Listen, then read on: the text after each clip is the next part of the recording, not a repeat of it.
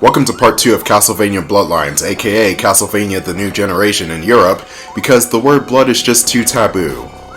And speaking of blood, the harpy enemies I'm fighting right now do indeed bleed. If you hit them in the right spot, their heads will come off and blood will just start spurting across the screen. It is amazing.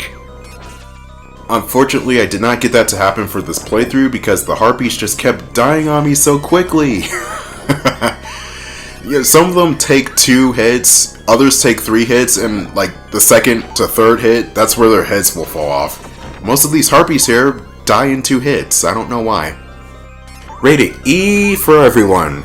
Only except this game was released on the Castlevania collection, and that collection was rated T, therefore this game is also rated T. So I should be saying rated T for tough tits. The Leaning Tower of Pisa level is one of the better levels in the game because of how insane it is. And this is also one of the levels where John and Eric has their own unique pathways. I wish they have done more of that in the game. There's only 2 or 3 occasions where you can actually take different paths as each of the characters. This pathway is John Morris-centric. You have to latch onto the ceilings in order to get across the chasms. Eric Lacard cannot do this, so his pathway includes him jumping up with his double jump. Or super jump, rather, not double jump. Both pathways will lead back to the same room with a mini-boss fight with this erratic as hell bone dragon.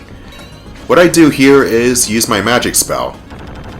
And to take a page from the best Castlevania game of all time, Castlevania the Adventure, if you get hit with your special whip and your special item, you get downgraded 1 level. Just 1 level. You see, even this game knows how to do downgrades right. So you're still encouraged to play well if you have the special whip, but if you lose the special whip, it's not a big deal because it's not like you're going to get hit again and then you're going to go back to your dinky ass leather whip, because this game is actually good. The Medusa heads make their dreaded return in this stage, and they're not that bad actually. They go really slowly across the screen. Bloodlines still has the realistic jump controls from the other games, however, you can turn the characters facing around during a jump. So a better example of this is, say that I jump to the right, I press left, and I change John Morris's direction for him to face the left while going to the right. It's a good way to keep away from enemy attacks while remaining on the offensive. This part right here is... oh wait, never mind. This is not the part I'm talking about yet. A good thing to know about John Morris, and by extension Eric Lacard, because this mechanic extends to both of them. You can swing at an enemy and it will hit them once, but you hold down the attack button and it will hit the enemies twice. You'll hear this little clanking sound whenever you hit the enemies. Tapping the button does damage and is quick, sure, but holding down the button is just as quick and does way more damage. For this part, I advise you get the axe because there's going to be a lot of airborne enemies here. I also just love this part of the game right here. Very good graphics for the time, even though I am playing this on an upscaled screen, you can see the screen tearing on the tower, so it doesn't really look as good as I'm boasting it to be. Sega got into another dick measuring contest with Nintendo and were like, hey, bitches! You got Mode 7? Well, we got blast processing, with all our quickness and sprite rotations and stuff.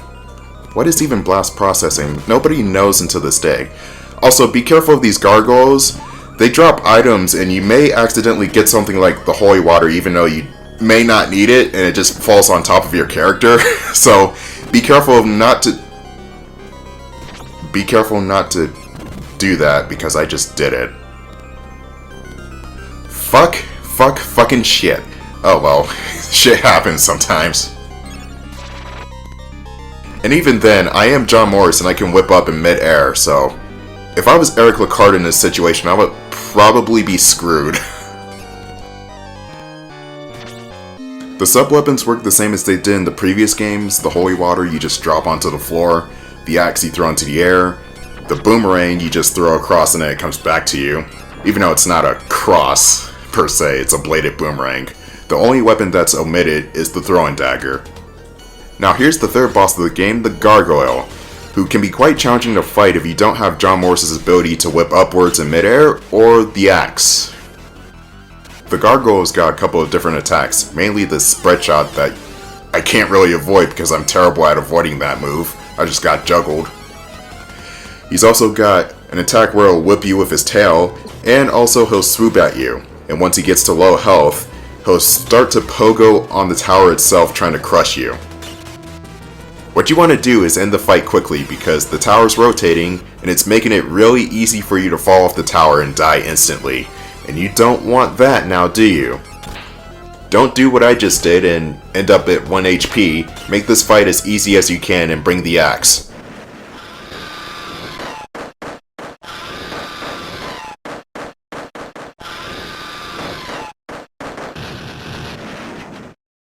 That sounded strangely similar to popcorn. Now, the sound effects in this game are a bit iffy, but the soundtrack is one of the best in the series, no doubt about it. The next level, it's A+.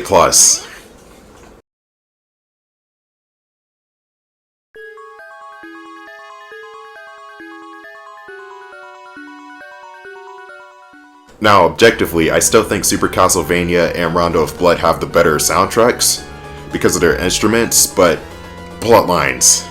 Even for the Genesis, this sounds really good.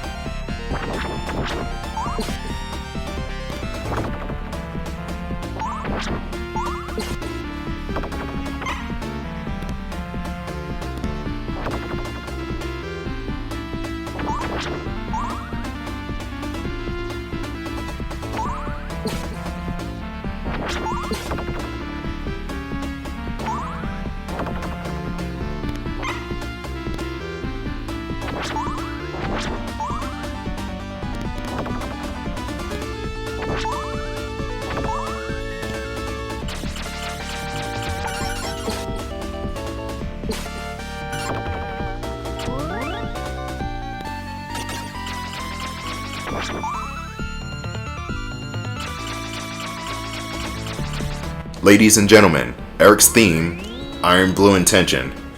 And this is still not even the best song in the game. The best song in the game is, well, the end screen I used, and it's also the final stage of the game. That song is called Calling from Heaven, and I'm gonna admit it, it's my favorite song in the franchise. Favorite Castlevania theme of all time. And I did just say that Super Castlevania 4 and Rondo of Blood had the better overall soundtracks, but they don't have Calling from Heaven. You got to have Calling from Heaven somewhere in the soundtrack. It's just that good. Eric's super jump makes this crusher sequence easier. Now, I don't think the crushers kill you in one hit, but they hurt like hell, so be careful, otherwise you'll turn into an Eric sandwich. Oh wait, wrong franchise. Wrong company too, what the hell. This level right here does evoke more of a World War I atmosphere than the other levels. You got grind gears, you got the enemy skeletons with the hard hats on, the army hard hats, and that's about it. You don't really get that in the other levels, and I think this level is here for people that just skip the intro, just to remind them, hey, this is 1917, you're not playing as Simon Belmont, he has long since been deceased. And speaking of which, you're not playing as any Belmont in this game, actually. You play as John Morris, who has the vampire killer, yes, but he's not named Belmont. This is the first game in the franchise to break away from the Belmonts and focus more on other characters. And yes, you could say that Morris is a descendant of Belmont, but he's not named Belmont, and he's also got his own family members. You know, I talked about Quincy Morris last part. He's got Jonathan, he's a playable character in Portrait of Ruin. So yeah, the Morris are indeed their own entity in the Castlevania universe. Eric Lecart's family is more blood related to the Belmonts, and the reason why Eric Lecart's doing what he's doing is because Alucard had entrusted the Lecarts, man that's a mouthful, too many cards, with the magical spear he's using right now. It's made to complement and assist the vampire killer. So no, Castlevania is not the sole story of the Belmonts, much like how Star Wars is not just the sole story of the Skywalkers as much as Disney would like you to think it is. Alright, we got this mini-boss here, Frankenstein's monster, who's got his very own vampire killer. Freaking horse ripping me off! He's got a couple of different attacks. He'll whip straight ahead. He's also got this trolley thing with the whip. I don't know how he does that without hitting himself. And he's also got a ground pound, which will send electrical currents across the floor. This part is pretty cool, mainly because of these enemies who we'll never see again. What are they? Are they bikes? Hovercraft? Some sort of 1917 bipedal floating contraption? I don't know. I don't think it says anything in the manual. Patience is key for this part right here. Unlike Castlevania 4, if you let go of the down button and you're crouched underneath something, you will unfortunately hit your head on it. Good thing is, you don't have to worry about one-hit kills. So that's something. So I complimented both Bloodlines and Super Castlevania 4, but at the same time knocking X6 because Mega Man X6 should have known better. It came out in 2001. And you can still die by freaking hitting your head on a ceiling. Good job, Capcom, good job. But never mind about that. I don't really have too many bad things to say about Bloodlines, but I do have one nitpick that may seem minor, but I don't know, it's bothered me since childhood. I think this game should have benefited from multiplayer. Now hear me out. You got two playable characters, both with their own unique set of skills and weapons, and you also set up the backstory for them to supposedly help each other out. So, why isn't that in the game? Why can't you help each other out? And that also begs the question, because I know somebody's probably gonna ask, how do you even make Bloodlines into a multiplayer game? Well, there's two ways to go about it. You can either do a score attack, because there is a high score. Well, not really a high score, it's just a score to tally. Or you could do a race to the end of the level type of minigame. It may seem pointless for this game, but then again, playing as Tails with Sonic and Tails and Sonic the Hedgehog 2 is also pointless, but they made that anyway. So, this boss right here, which I think his name is Gear Streamer or something stupid like that, this is a really funny boss. This boss's design is straight out of a Treasure game. I'm sure you would see this in Alien Soldier or Gunstar Heroes or something. This boss has a couple of different attacks. He will throw his shiny metal gears at you, but most of the time he's going to play aggressively and try to ram into your face because he is metal and you're flesh and bone.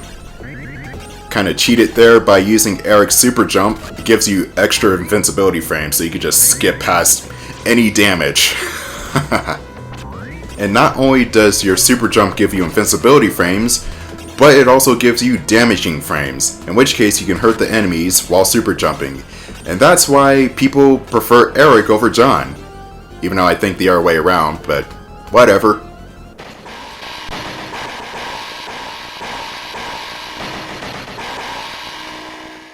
I don't know how that became a Castlevania boss, but okay then. That's going to be the end of part 2 of Castlevania Bloodlines. Tune in for part 3, the finale of Castlevania Bloodlines, as well as the finale of Classic Castlevania. I'll see you then.